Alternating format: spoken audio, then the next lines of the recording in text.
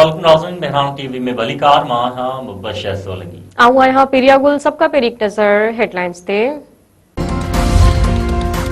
पाकिस्तान जी military कारकर्दगी अमरीकी सदर डोनाल्ड ट्रंप के हैरान करे छडि॒यो।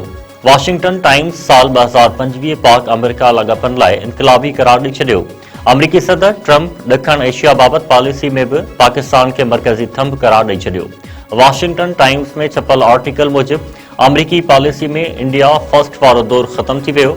अमरीकी पॉलिसी में तब्दीली जो बुनियाद मई जे पाक भारत जंग बणी।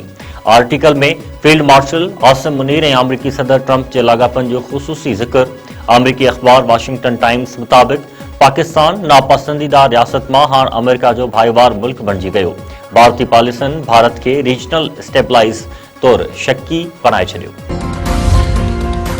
जेवीआई सरबराह मौलाना फज़ल रहमान चयो आहे त न 2018 ऐं न ई 2024 जा इलेक्शन आईनी हुआ।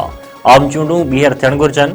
27वीं आईनी तरमीम हिक तरफ़ी थी आहे, उन सां आइन तकरारी थींदो आहे। 24वीं आईनी तरमीम इतफ़ाक़ राय सां थी आहे। तकरारी बणाइण दुरुस्त न आहे।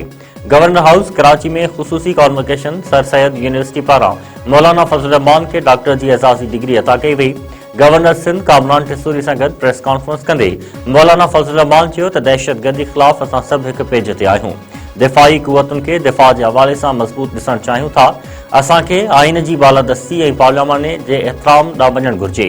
अदयाई वापार में असांजी रैंकिंग हेठि आई आहे। खैरपुर वेझो कार मथां हथियारबंदनि जी फायरिंग, बाउ धीउ गोलियूं हणी क़त्ल। लाशारी पुल वटि हथियारबंदनि जी फायरिंग में औरत फहमीदा ऐं संदसि 7 सालनि जी धीउ राबिया मौक़े ते क़त्ल थी वियूं।